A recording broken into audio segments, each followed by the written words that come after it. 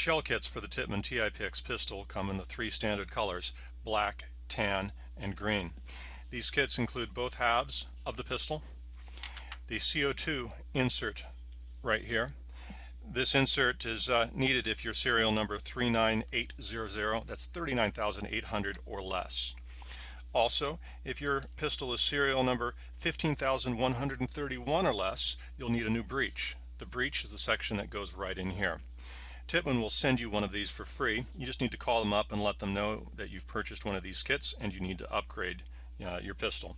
You should plan on this taking about a half hour to 45 minutes to install onto your gun, and the tools that came with your paintball gun are all that you need to do the installation.